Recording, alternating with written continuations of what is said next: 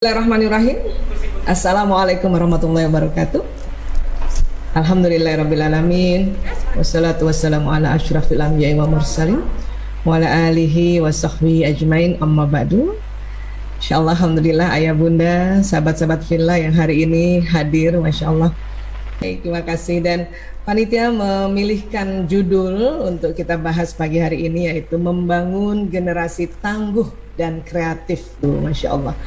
Ini judulnya judul yang tangguh juga sebetulnya ya, tapi mudah-mudahan dalam waktu yang mungkin tidak lama ya, kita bisa melihat garis gambaran besar bagaimana membangun generasi tangguh. Masya Allah ya. Namun izinkan kami untuk menjelaskan tentang generasi tangguh dan kreatif dari sisi otak manusia.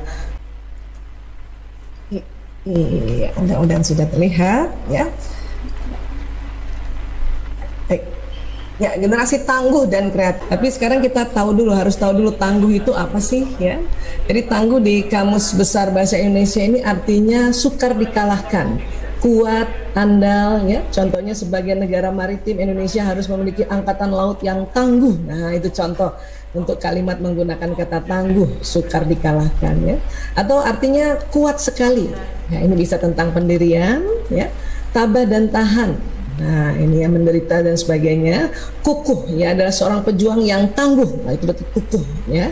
Jadi ketangguhan ini kekuatan, keuletan dan kekukuhan. Nah, jadi kita mau anak kita ini kuat dan andal, tentunya juga tabah dan tahan, terutama dalam masa pandemi ini ya. Ini juga ketabahan dan ketahanan Ananda ini perlu kita bina ya. Namun tentu kita harus tahu juga sebetulnya Ananda ini bagaimana kondisinya secara fisik, kemudian secara psikologis, bagaimana bakatnya, bagaimana wataknya, itu juga perlu kita ketahui ya untuk membuat anak tangguh ya. Baik, kemudian kalau kreatif apa? Kalau kreatif dari KBBI itu adalah ya memiliki daya cipta, memiliki kemampuan untuk menciptakan atau bersifat atau mengandung daya cipta. Jadi anak-anak atau kita yang disebutnya kreatif itu ya di dalam kondisi seperti ini punya daya cipta untuk melakukan hal-hal yang baru atau bukan baru, sebetulnya hanya sebuah inovasi sudah ada tapi dimodifikasi. Nah, itulah kreatif.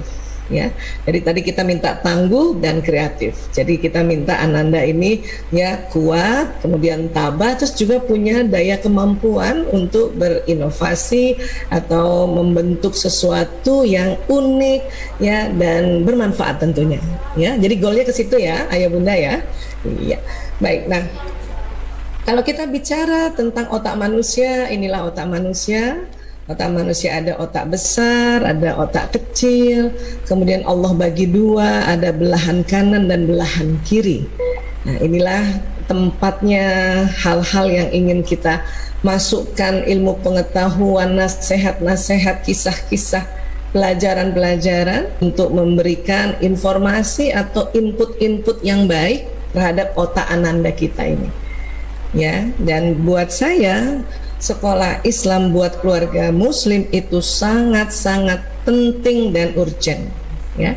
Saya bisa bilang begini karena saya juga 6 tahun bersekolah di sekolah Islam, waktu itu di Al-Azhar. Al-Azhar baru satu ya, kalau sekarang alhamdulillah Al-Azhar sudah menyebar, apalagi Muhammadiyah ya, Masya Allah, bahkan sudah sampai di luar negeri Muhammadiyah ini ya, sampai di Australia ada boarding schoolnya tuh ya Muhammadiyah, Masya Allah ya. Baik, nah di dalam otak itu tadi, di paling bagian depan ada kita istilahkan lobus frontalis. Ya. Disinilah nanti ada yang kita akan masukkan ilmu, pengetahuan, pelajaran, nasihat, informasi, ya, kisah-kisah. Ya, tentu kisah-kisah Rasulullah SAW ini yang paling penting kita masukkan pada anak-anak ya, mumpung mereka masih mau ya mendengarkan atau membaca ya sirah Nabi ya. Ini kita akan masukkan di sini ya. Sebetulnya di dalamnya itu ada apa Bu Aisyah? Di dalamnya itu ada sel otak atau disebut neuron ya, dan di dalam otak itu neuronnya banyak sekali, ada kurang lebih 100 miliar neuron, dan satu neuron kerjanya kayak satu komputer tercanggih di zamannya. Jadi nanti bedanya otak saya nih, karena saya lahir tahun 68, saya ini generasi X, dengan Ananda nih yang mungkin sekarang ada di SD Muhammadiyah, Dan mereka rata-rata mungkin yang lahir antara 2010 ya atau 2011 sampai sekarang, bahkan nanti sampai 2025 yang kita sebut generasi alfa ya.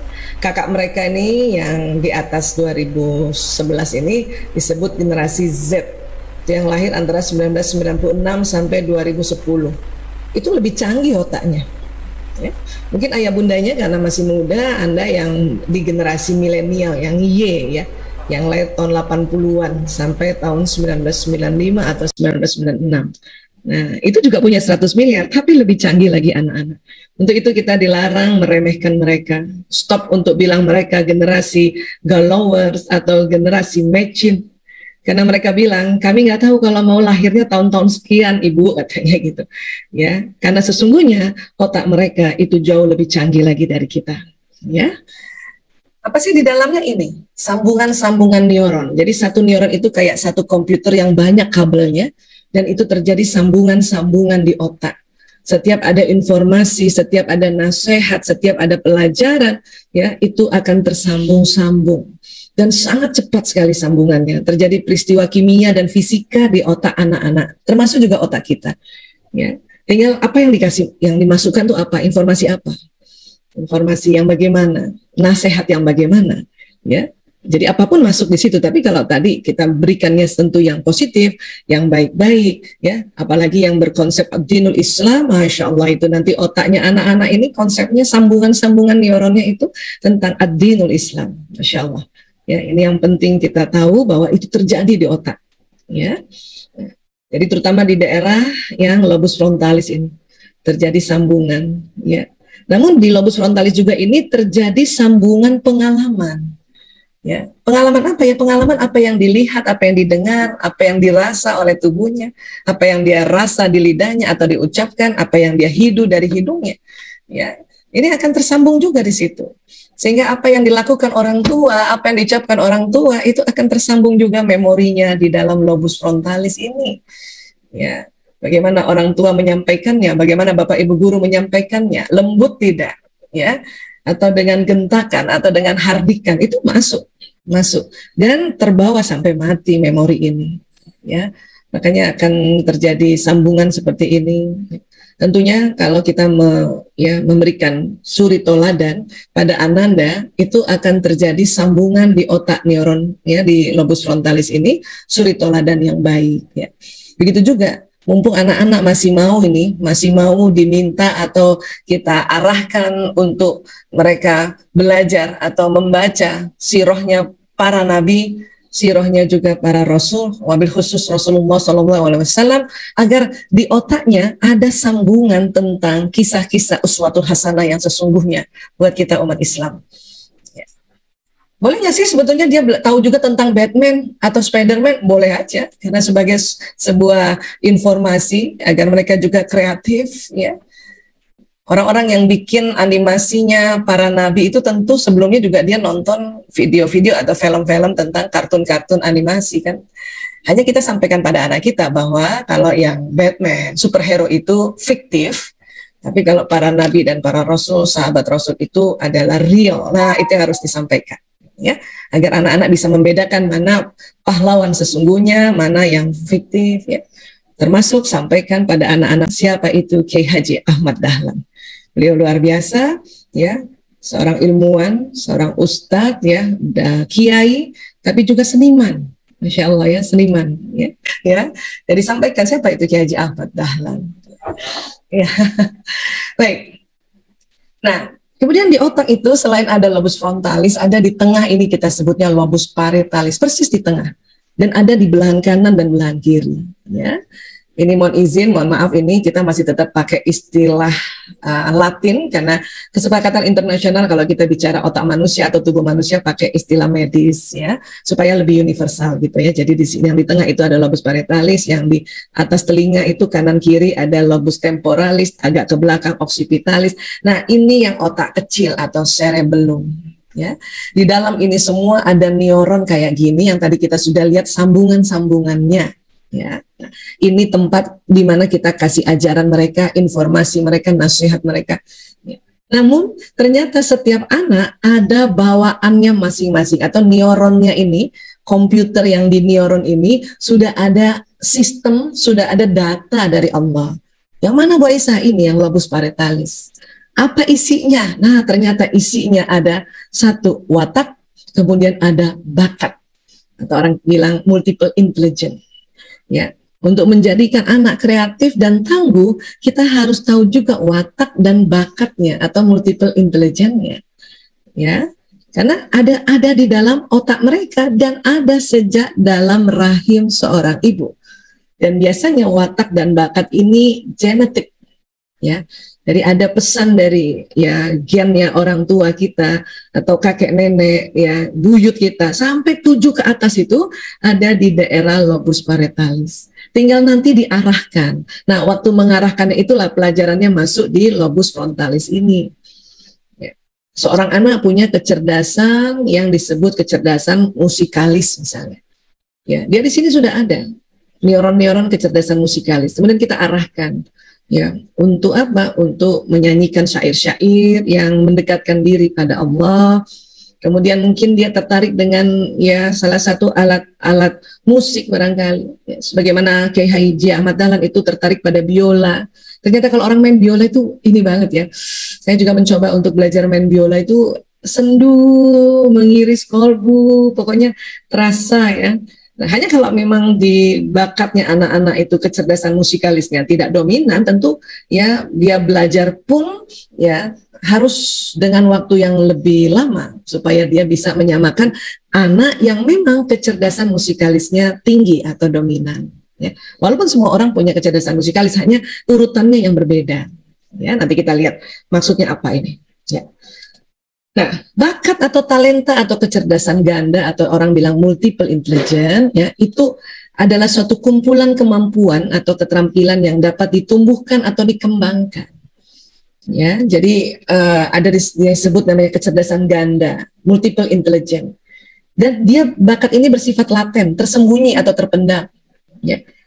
Dan ada pada setiap manusia, namun dengan kadar pengembangan yang berbeda. Artinya, semua manusia punya kecerdasan ganda. Semua manusia punya 8 kecerdasan. Hanya nanti beda-beda komposisinya. Ya. Nah, cuman itu tadi, kalau kita nggak stimulasi, misalnya masuk sekolah yang nggak kreatif, atau sekolah yang nggak banyak menghadirkan atau jenis-jenis ekstrakurikuler misalnya ya, maka bakat ini dia terpendam tadi. Makanya ada istilah, aduh bakatnya terpendam gitu. Itulah makanya sekolah yang bagus adalah yang memfasilitasi agar 8 bakat yang ada di otak yang memang bersifatnya masih laten ini bisa terstimulasi. Ya. Siapa yang menemukan sih pertama? Ya ini, Howard Gardner. Ya. Tapi dia cuma menemukan saja, yang menciptakan Allah. Ya. Semua ilmuwan itu hanya meriset, menemukan, oh ada kayak gini toh di otak, oh ada kayak gini toh di badan manusia, oh ada kayak gitu. Ya, jadi semua itu ciptaan Allah. Ya, hanya Howard Gardner ini menemukan, bahkan ya sudah cukup lama sebetulnya ya. Dan mereka mengistilahkannya multiple intelligence. Kalau istilah kita adalah bakat. Ya. Jadi menurut Howard Gardner, ya kita semua punya ada kecerdasan linguistik untuk bahasa, ada kecerdasan logis matematis. Makanya ada anak yang seneng banget logika matematis ini, seneng banget hitung-hitungan. Itu bakat. Karena hampir semua anak kalau ditanya apa pelajaran yang tidak kamu sukai, matematika. Tapi anak yang punya kecerdasan logis matematis yang tinggi, maka dia suka banget matematika. Makanya dia cocok banget kalau kita ya asah dan kita kirim untuk ya pertandingan atau ya untuk pokoknya hal-hal yang ada kaitannya sama logika matematika ya. Nah, kecerdasan intrapersonal itu kecerdasan merenung. Biasanya anak-anak yang kecerdasan intrapersonal ini suka menulis, ya, bikin puisi, bikin syair, ya. Ada lagi kecerdasan interpersonal. Anak-anak punya bakat untuk bisa berkomunikasi dengan orang lain. Dia pandai, ya, sangat ramah, sangat supel dengan orang lain. Itu kecerdasan interpersonal, ya. Kemudian kecerdasan musikalis, semua orang ada, hanya tinggal di mana dia urutannya, ya. Kemudian kecerdasan visual spasial, ini melihat benda 3 dimensi, 4 dimensi. Kecerdasan visual spasial ini biasanya ini basic untuk menjadi seseorang desainer, arsitek, pilot, Nah, ini kecerdasan visual spasial. Semua orang juga punya, cuman ada yang urutannya paling bawah gitu ya. Kecerdasan kinestetik ini yang mendasari anak-anak ini senang atau punya bakat olahraga atau ya senang mengunjungi daerah-daerah tempat ya di luar rumahnya. Orang yang nggak punya kecerdasan kinestetik tuh mager, malas gerak. Tapi orang yang punya kecerdasan kinestetik tinggi, oh itu ya pasti akan jalan-jalan ini. Atau paling tidak mencintai olahraga ya. Dan satu lagi kecerdasan naturalis, ini senang tanaman, binatang, masak juga. Nah, 88 ini ada di setiap manusia. Namun yang beda nanti urutannya. Ada anak yang urutan naturalisnya nomor 1. Makanya dia kalau disuruh ya bercocok tanam itu langsung jadi tanamannya. Mungkin orang tua juga begitu ciri khasnya. Atau anak kalau kecerdasan naturalisnya nomor 1 ya dia senang sekali pelihara binatang gitu. Dan biasanya pinter masak ya. Ayah bunda juga barangkali bunda ada yang senang banget masak. Biasanya 3 serangkai kalau naturalisnya paling atas. Senang masak ya, kalau nanam-nanam jadi. Terus apalagi seneng juga misalnya kalau dia pelihara binatang, misalnya dia ternak ayam kah, bebek kah, ya atau apa saja itu berhasil. Kalau naturalisnya di atas, ya. Kalau naturalis yang nomor 8 gimana Bu Esa? Ya bisa aja sih masak cuma sekedar aja kayak gitu. Ya dia senang tanaman tapi nggak bisa menanam, dia cuma senang kalau udah jadi aja. Tapi tetap ada setiap orang, hanya urutannya yang berbeda. Ya. Kalau ada anak kecerdasan kinestetik yang paling atas, itu tentunya ya ketertarikan terhadap olahraga itu sangat tinggi. Maka ada bagusnya diarahkan ke hal-hal yang kaitannya sama olahraga. Makanya muncul ada sekolah-sekolah yang ya langsung masuknya ke sekolah olahraga seperti itu. Ya. Kalau kecerdasan visual spasial paling atas ini senang melukis, senang mengukir, ya senang mendesain seperti itu. Tapi ada anak juga kecerdasan intrapersonal yang di atas, ya. Dia pandai banget merenung, melihat, menatap fenomena-fenomena alam, dan kemudian jadi sebuah tulisan. Apakah puisi, apakah syair, apakah buku, itu intrapersonal. Memang nggak banyak ngomong orang intrapersonal ini. Ada juga anak yang di atasnya interpersonal, ya, human relationnya tinggi banget. Motivator-motivator itu biasanya kecerdasan interpersonalnya tinggi. Ditambah lagi nanti kecerdasan linguistik. Ya, jadilah ini multiple intelligence ini ada di otak kita masing-masing, ada di anak-anak.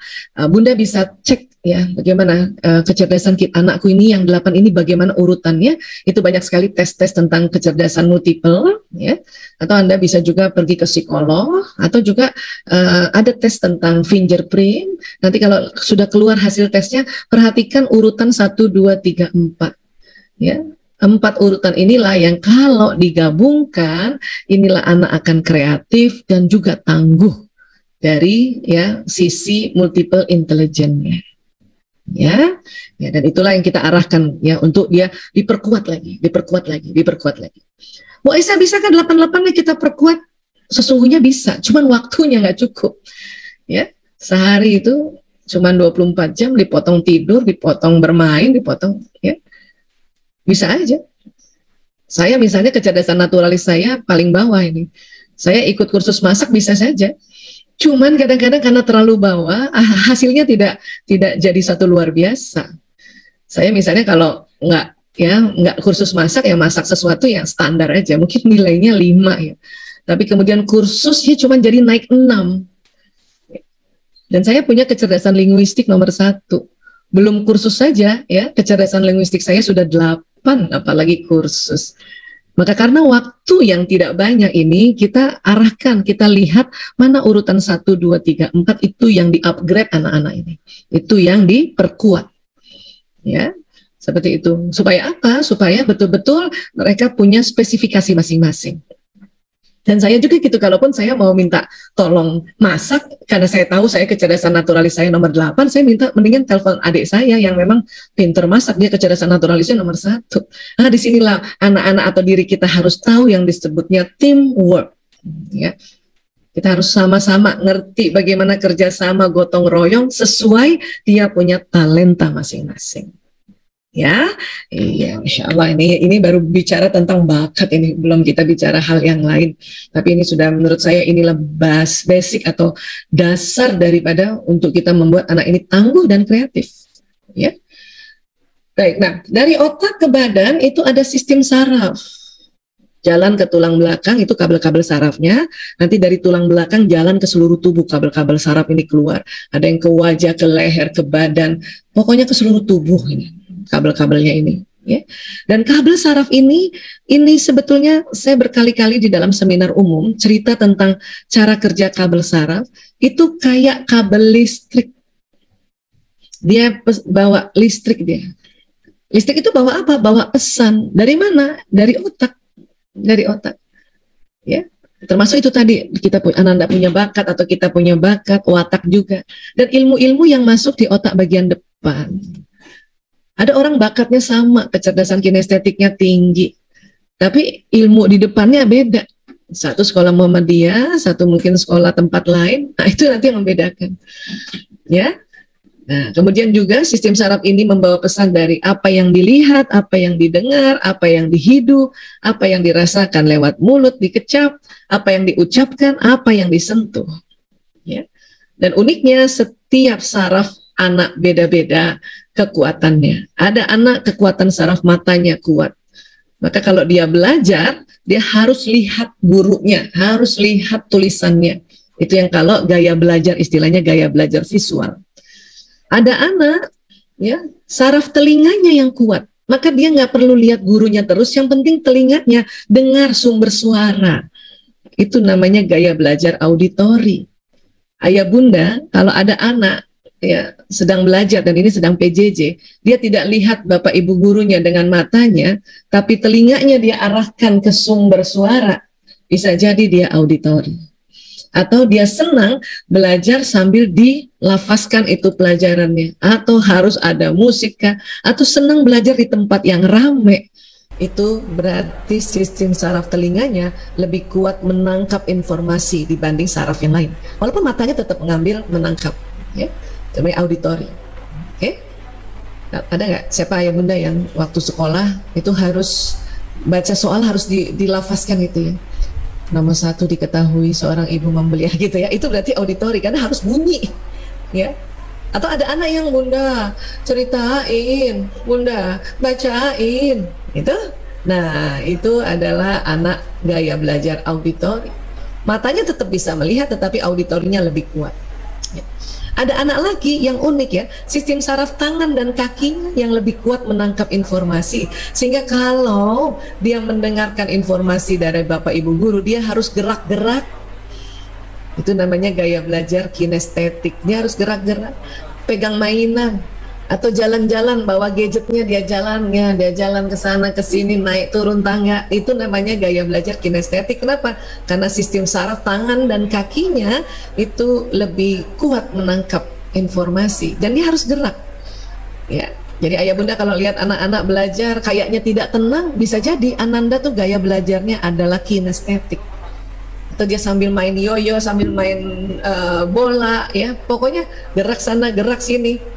Itu gaya belajar kinestetik dan nggak perlu dimarahin, ya. Justru kalau kita suruh diam, maka dia nggak cepat ngerti, informasi nggak cepat masuk di otaknya, karena sistem saraf di bagian tangan dan kakinya lebih kuat menangkap dibanding mata dan telinganya, ya.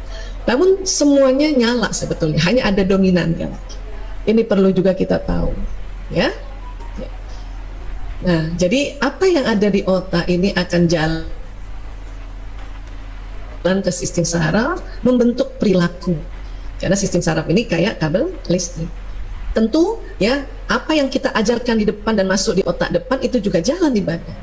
Sehingga ajaran-ajaran, nasihat-nasihat, ilmu-ilmu, ya, pengetahuan-pengetahuan, kisah-kisah, arahan-arahan itu masih mereka pentingkan untuk menjadi seseorang yang tangguh dan kreatif, ya. Karena potensinya memang sudah ada di mana, di lobus parietalis. Ini potensi. Namun tetap harus dibimbing karena di lobus frontalis ini akan memberikan informasi yang nanti berkaitan dengan apa yang ada di lobus parietalis agar dia jalan lewat batang otak ini, lewat sistem saraf di tulang belakang. Bunda.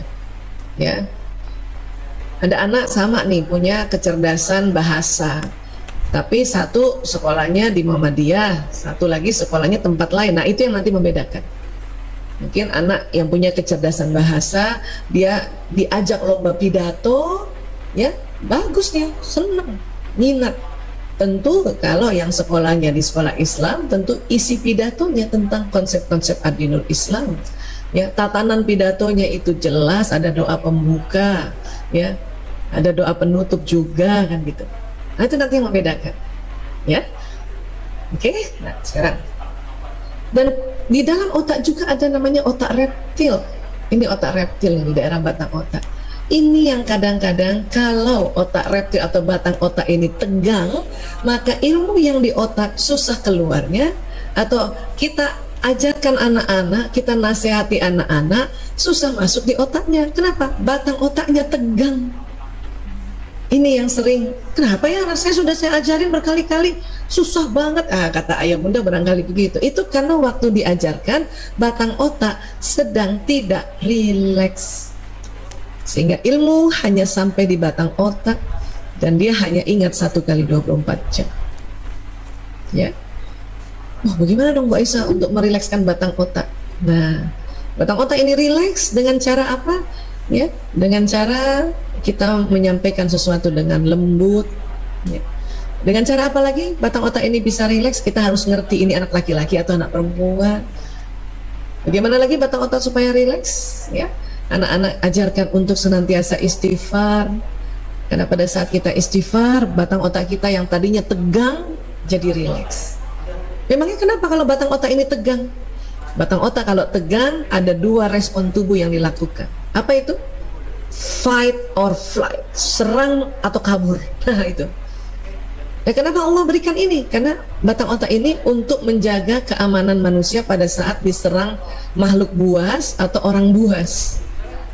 Lagi di luar rumah, tiba-tiba ada copet, maka batang otak yang bekerja, serang atau kabur.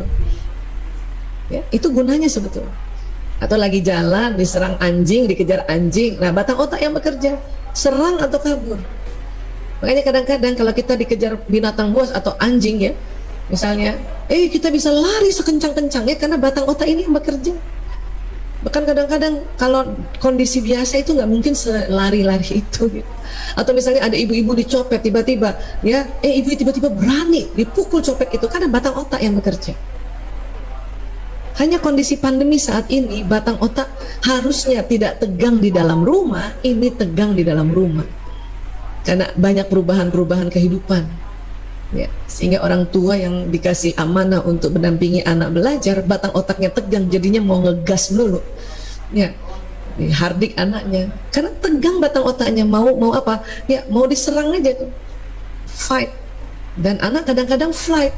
Bodoh, mama, udah, tutup pintu, kunci, banting, wah, seperti itu. Ya, makanya yang bedanya nanti di new normal ini adalah batang otak manusia lebih cepat tegangnya.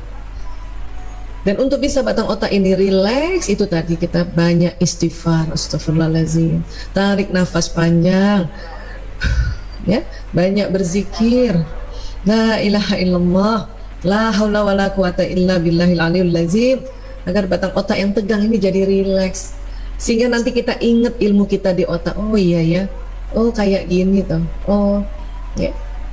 Karena orang tua, karena PJJ banyak sekali orang tua batang otaknya tegang. Ya, selalu mempertanyakan, ini PJJ efektif apa enggak sih? Gitu. Efektif bunda, efektif ayah. Kondisi sekarang ini efektif. Ya, apalagi anak-anak era digital itu lebih senang belajarnya dengan lihat digital daripada langsung lihat orangnya. Hanya karena kita batang otaknya tegang, kita lupa bahwa yang memberikan ilmu itu Allah Ta'ala. Ya. Makanya sebetulnya Bapak Ibu guru kan hanya memberikan informasi. Nanti yang memberikan ya kecerdasan itu Allah. Yang memberikan pengetahuan itu, yang membuka ini Allah. Karena Allah alimul ghaib wa syahadah. Ya. Allah ar-rasyid. Tapi kalau batang otak kita tegang, kita marahin anak terus karena dia nggak mau taat misalnya, atau nggak mau mengikuti PJJ dengan semangat.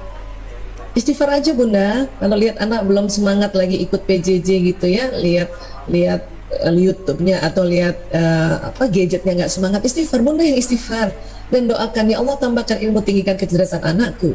Mungkin saat ini dia dengarkan informasi dari Bapak Ibu guru, tapi ilmunya dari Engkau ya Allah. Dia mengerti pada saat apa? Nonton TV malah dia mengerti. Apa yang tadi diinformasikan oleh Bapak Ibu guru. Waktu dia bermain dia mengerti. Ya. Atau waktu dia bersenda gurau dengan saudaranya baru dia mengerti. Atau waktu dia nonton film dia mengerti. Itu. Jadi kita gunanya supaya batang otak kita juga tidak tegang, maka banyak istighfar. Ya Bun? Nah, selain batang otak ada namanya limbic system. Otak emosi. Ini persis di tengah otak. Ini juga sering tegang. Ini juga sering tegang. Cuman kalau emosi ini bukan hanya dua ya. Kalau otak emosi ini, disinilah ada sedih, ada takut, ada buru-buru, ada marah, ada sombong. Tapi yang namanya emosi bukan hanya yang negatif, ya ada yang positif juga. Ada semangat. Di sini ada semangat. Di sini ada bersyukur atau menerima. Di otak emosi ini ada damai. Di otak emosi ini ada enlightenment, pencerahan. Tinggal ya pada saat emosi kita sedang negatif, sekali lagi dengan istighfar bisa naik menjadi emosi positif. Ini lagi. Kok gampang banget mau istighfar aja? Iya memang. Itu udah diteliti. Ya. Jangan main-main sama istighfar. Istighfar itu luar biasa, Masya Allah. Ya. Oke. Nah, kalau gitu buat anak-anak ini harus apa aja sih yang kita pelajari Bu Aisyah? Satu, senantiasalah ikhtiar untuk kita belajar bersikap lembut pada mereka. Ya. Dua, belajar juga tentang bahwa anak laki-laki dan anak perempuan itu beda. Ya.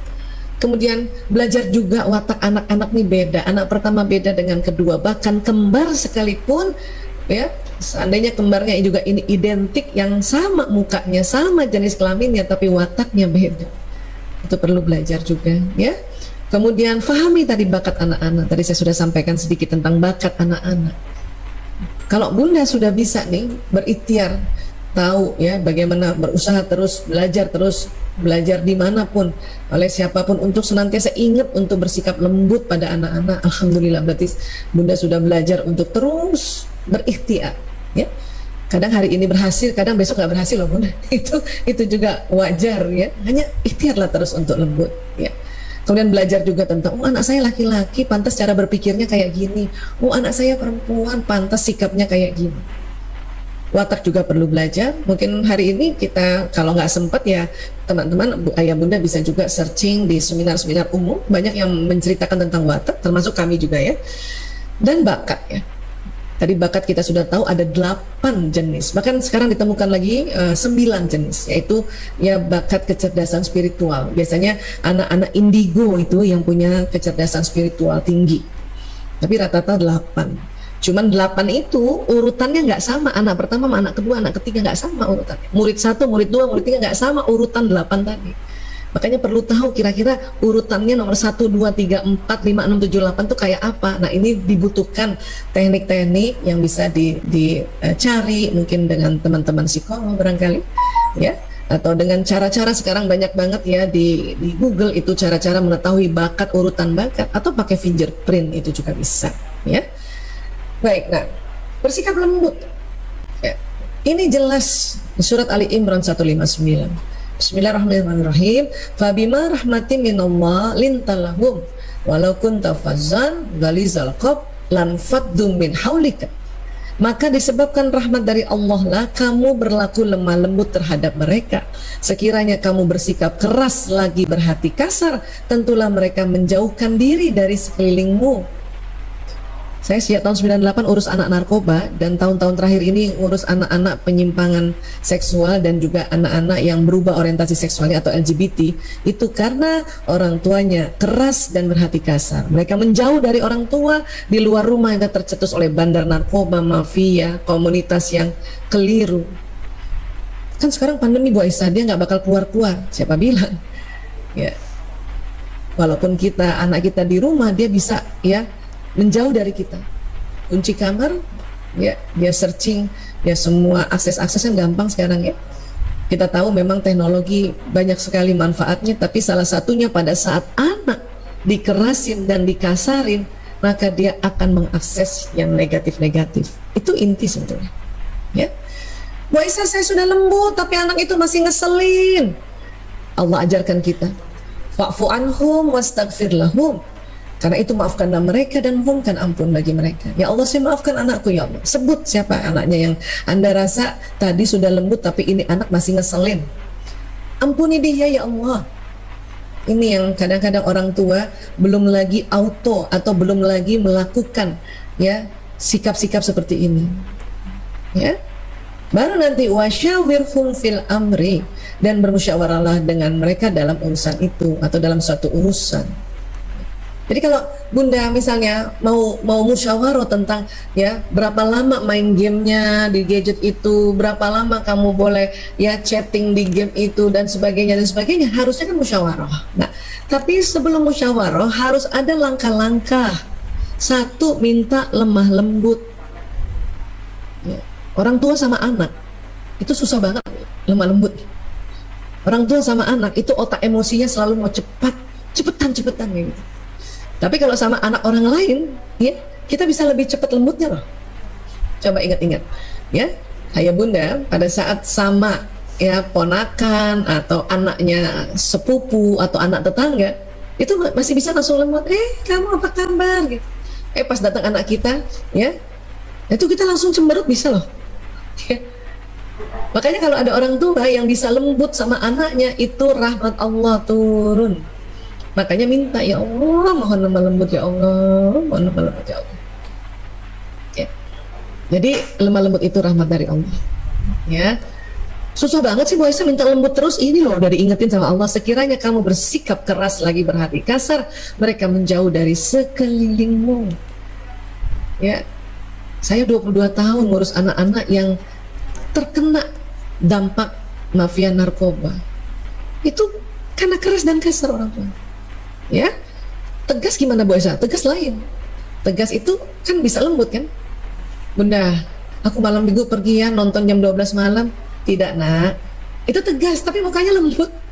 Bahaya nak, itu tegas tapi lembut disampaikan. Ya, dan tentu maafkan dulu anak-anak. Ya Allah, saya maafkan anakku ya Allah. Kemarin udah janji main cuma setengah jam, ini udah 3 jam main. Ampuni dia ya Allah. Itu yang harus kita lakukan. Baru ajak musyawarah lagi, ya, baru ajak musyawarah lagi, ya. Kemudian ini ditekankan oleh Allah, fa'idha azamta fatawakkal Allah, innallaha yuhibbul mutawakkilin. Ya. Kemudian apabila kamu telah membulatkan tekad pada saat musyawarah ini, sudah dapat hasilnya dan membulatkan tekad dari hasilnya, kita disuruh tawakal. Karena banyak ayah bunda setelah musyawarah sudah negosiasi sama anak, ragu. Aduh, tadi kok saya bilang dia boleh main 2 jam ya. Aduh, nanti gimana ya? Aduh, nanti bahaya nggak ya? Aduh, nah itu yang Allah nggak suka. Kalau sudah bulatkan tekad, karena hasil negosiasi, hasil boleh main anak 2 jam. Karena tadinya orang tua minta setengah jam, anak mintanya 4 jam. Akhirnya negosiasi, kasih alasan-alasan, akhirnya dapat 2 jam. Sudah tawakal pada Allah, bunda. Nggak usah ragu. Karena kalau ragu apa yang terjadi, hari ini boleh 2 jam, besok bunda marah-marah. Kenapa sih Mam? Padahal kemarin hasil musyawarahnya seperti itu. Ya. Ini luar biasa, ini Ali Imran 159. Bahkan saya gunakan Ali Imran 159 ini untuk anak-anak yang terlanjur pakai narkoba atau yang jadi gay. Orang tuanya saya suruh pakai lagi Ali Imran 159. Karena setelah tahu anaknya narkoba atau gay kan marah besar, jadi kasar. Saya bilang, ntar dulu nih. Itu hasil dari pola asuh kita juga itu. Maka kalau mau anak ini diajak kembali ke jalan yang benar, pakai Ali Imran 159 lagi. Minta rahmat Allah untuk bisa lembut pada anak yang sudah terlanjur kena narkoba atau kena LGBT. Ya. Dan maafkan mereka. Ya Allah, saya maafkan fulan bin fulan ya Allah. Saya baru tahu dia pakai cimeng ya Rob. Sebut nama anaknya ya. Ampuni dia ya Allah. Karena orang tua ini perantara antara Allah dengan anak, terutama untuk memohonkan ampun. Ya, setelah kita mohonkan ampun ya bagi anak ya kepada Allah, barulah kita ajak musyawarah itu anak. Ya, nah ibu minta maaf kemarin ibu kasar misalnya gitu. Itu begitu. Ya, atau anak dibujuk untuk masuk rehabilitasi, pakai teknik ini. Ya, pakai teknik ini. Dan ibu kalau sudah tahu bahwa narkoba ini harus masuk rehabilitasi, ya ibu harus tawakal pada Allah karena rehabilitasi ini nggak sebentar. Ya, lama kalau perlu ya dia seperti kayak sekolah boarding. Memang butuh dana juga, makanya tawakal pada Allah, minta rezeki sama Allah. Ini yang sudah terlanjur ya. Buat ayah bunda yang anak-anaknya masih di rumah, masih Masya Allah, masih baik-baik banget, ini Ali Imran 159 harus dicamkan baik-baik. Ya, ya baik, sedikit lagi ya. Walaysa zakaru kal untha, laki-laki nggak sama dengan perempuan. Itu Ali Imran ayat 36, sudah banyak penelitiannya. Ya, apanya nggak sama Bu Aisyah? Ya, otak terbagi dua, ada otak kanan, ada otak kiri. Ya, konsep otak kanan, otak kiri sudah lama ditemukan juga tahun 70-an. Otak kanan ini otak bermain, otak melihat warna, otak rileks, otak imajinasi, otak intuisi, ya, bahkan disebut juga otak kreativitas. Ya. Kiri otak analisa, otak serius, otak berhitung, matematika, bahasa, teratur, disiplin, itu otak kiri. Dan manusia punya otak kiri dan otak kanan. Artinya apa? Manusia bisa serius, bisa juga rileks. Perpaduan dua ini bisa membuat kreativitas. Ya. Tapi perkembangan waktu masih kecil antara anak laki-laki dan perempuan, sambungan otaknya itu berbeda.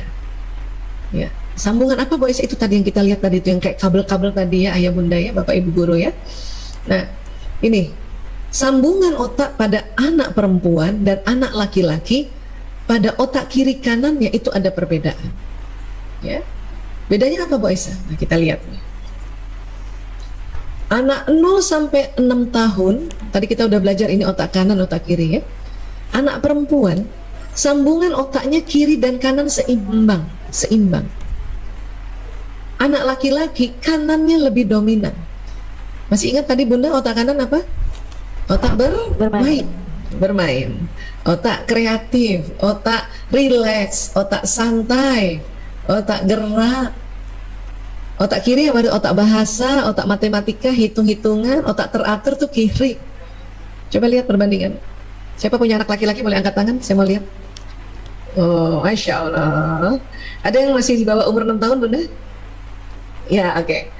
Siapa juga punya anak perempuan, tapi punya juga anak laki-laki. Lihat perbedaannya. Anak perempuan dari kecil sudah bisa diajak bicara, bukan? Anak perempuan umur 3 tahun, ini kan otak kiri kanannya sudah seimbang, otak analisa, otak kiri dan otak kreatifnya sudah seimbang ya. Bunda, aku mau pakai baju pink aja. Aku mau pakai baju pink soalnya bandu aku pink. Itu anak perempuan. Karena dia pandai menganalisa. Ini coba lihat anak laki-laki. Dia masa bodoh dengan warna baju. Yang penting bajunya di depannya ada gambar motor, mobil, kartun. Karena otak ya kreativitas ya. Dia senang warna yang merah gitu, yang warna dasar, warna merah, biru. Nah itu anak laki-laki. Tapi antara atas dan bawah itu nggak sama, anak laki-laki nggak masalah karena kirinya dia belum menganalisa. Ya, anak perempuan diajar membaca itu enak banget bunda. Ya, tapi anak laki-laki ya dia belum bisa baca. Tapi lihat deh, main aja kerjanya, betul? Main mobil-mobilan. Karena apa? Karena otak kanan. Diajak nonton Spider-Man, pulang jadi Spider-Man karena otak kanan. Itu anak laki-laki. Belum bisa membaca, sudah bisa main PlayStation. Dia belum bisa baca kok. Petunjuk-petunjuk di kotak itu dia belum baca. Tapi kanannya laki-laki karena otak bermain dan otak teknologi, dia tahu cara mainnya. Tahu bagaimana loncat itu, bagaimana lari itu, ya karakter yang ada di gadgetnya itu. Laki-laki. Makanya kalau mau mengajarkan baca anak laki-laki, bunda hanya pakai kertas saja, kemudian bunda tulis misalnya cuma bo ala bola, anak perempuan cepat ngerti. Laki-laki kalau cuma itu kasihan, dia tersiksa karena kirinya belum lagi berkembang. Mau tak bahas di sini. Jadi gimana dong Bu Aisyah? Masa anak laki-laki nggak bisa kita stimulasi belajar baca? Bisa, tapi pakai otak kanannya. Jadi belikan bolanya, baru tempel tulisan bola di situ. Saya punya anak laki-laki 4 bunda. Untungnya waktu mereka kecil saya sedikitnya belajar ini, sehingga di rumah dulu ya semua benda-benda itu, meja, kursi, gelas, cangkir, saya ada tulisannya supaya buat anak laki-laki waktu belajar membaca dia lihat benda yang asli. Kenapa? Otak kanannya membutuhkan itu. Memangnya nggak cukup cuman kasih gambar saja? Bisa, tapi lebih bagus lagi yang bendanya 4 dimensi. Kalau perempuan, memang otak kanannya juga berkembang, ya, tapi kirinya udah ngerti, dia dikasih tulisan, dikasih gambar, udah ngerti. Ini saya bicara pada umumnya ya, karena nanti ada ya 10% anak perempuan yang agak tomboy, otaknya kayak laki-laki, dia kayak gini, jalan aja terus ya, main aja terus, baca susah. Nah itu karena dia agak tomboy ya, peta otaknya peta laki-laki. Ya, nah, oke. Jadi kalau mau kita ajarkan anak laki-laki membaca, pakai itu benda-benda. Dulu anak saya, supaya tahu tulisan ibu, IBU, saya tulis di kertas, ibu saya tempel di dada saya. Itu 1 hari aja saya pakai, dia ngerti, oh itu tulisan ibu. Dan saya dipanggil anak saya Ibu Isa, jadi tambahin lagi Ibu Isa, oh itu tulisan Ibu Isa, itu ngerti. Dan anak laki-laki senang dengan cara kayak gitu. Menghafal Quran, anak laki-laki lebih senang loncat-loncat. Ya, misalnya ayat itu menceritakan tentang langit atau tentang tumbuhan, dia lebih senang lihat langsung, nyambung itu. Ya. Nah sekarang 6-12 tahun apa yang terjadi? Perempuan kiri kanan masih seimbang, laki-laki tetap kanannya, kirinya baru mulai. Makanya dikatakan anak laki-laki baru umur 6 tahun siap belajar membaca dan berhitung. Itu makanya masuk SD dikasih target umur 7 tahun sebetulnya menyelamatkan anak laki-laki. Dengan kurikulum SD yang kayak sekarang, yang banyak analisanya. Anak perempuan 5 tahun setengah, Bu Aisyah, anak perempuan 5 tahun setengah, anak saya bisa masuk SD. Iya, karena dia udah seimbang kiri kanan. Tapi kanannya perempuan kalah dengan kanannya laki-laki. Laki-laki itu jago teknologi. Kan ini otak bermain, iya, dia otak bermain bersamaan juga dengan otak teknologi. Makanya jarang sekali anak laki-laki SD ranking 1, Bunda. Siapa yang anak laki-lakinya nggak pernah ranking 1?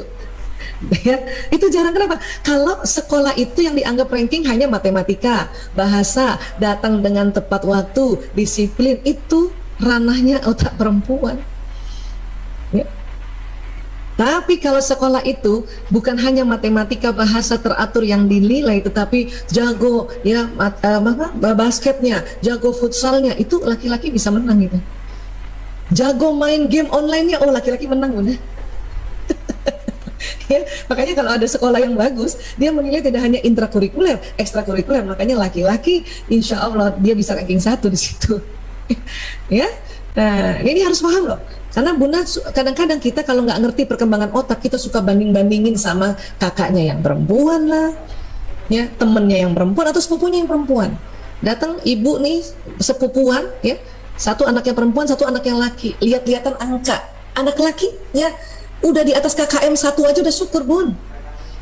Untuk pelajaran matematika, bahasa, keteraturan.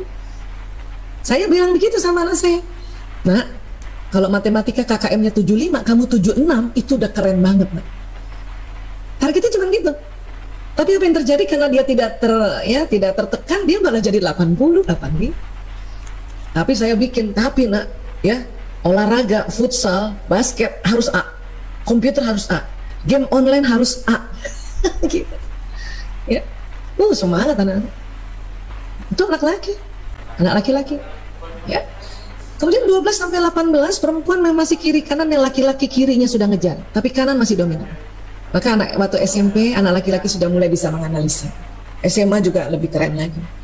Kapan anak laki-laki kiri kanannya nyaris seimbang? Di atas 18 tahun. Laki-laki waktu mahasiswa keren banget. Siapa yang masih punya anak laki-laki masih SD? Sabar sampai dia mahasiswa ya. Temani mereka ya dengan mengetahui tentang otak. Laki-laki keren banget waktu mahasiswa. Keren. Coba cek deh. Ketua Senat laki apa perempuan? Pasti laki-laki. Ketua umum ya. Ketua BEM pasti laki-laki. Pimpin demo pasti laki-laki itu. Karena otak kiri dan kanannya sudah seimbang. Ya, sudah seimbang. Perempuan waktu SD, SMP, SMA bisa jadi ketua kelas, bisa jadi ketua OSIS. Tapi nanti mahasiswa perempuan kembali fitrah. Apa? Seksi konsumsi. Bendahara. Ya, kesekretariatan. Kalaupun ketua paling ketua 1, ketua 2 gitu. Pasti laki-laki. Jadi ayah bunda, dari perkembangan otak, fahamilah bahwa memang anak laki-laki Allah kasih karunia otak kanannya yang dominan lebih dahulu. Maka jangan heran kalau dia bermain, dia tertarik pada teknologi, ya, dia lebih banyak melamun atau merenungnya karena dia sedang mengakses imajinasi, intuisi, ya. Tapi jangan salah, laki-laki juga menjaga keamanan. Makanya anak laki akan menjaga bundanya walaupun dia masih kecil. Itu otak kanan. Ya. Baik, mungkin ini dulu. Mungkin kita lebih baik buka untuk diskusi atau tanya jawab ya. Mudah-mudahan basic-basic ini sudah saya sampaikan. Adapun watak mungkin bisa dicari sendiri ya. Ya, baik, saya kembali ke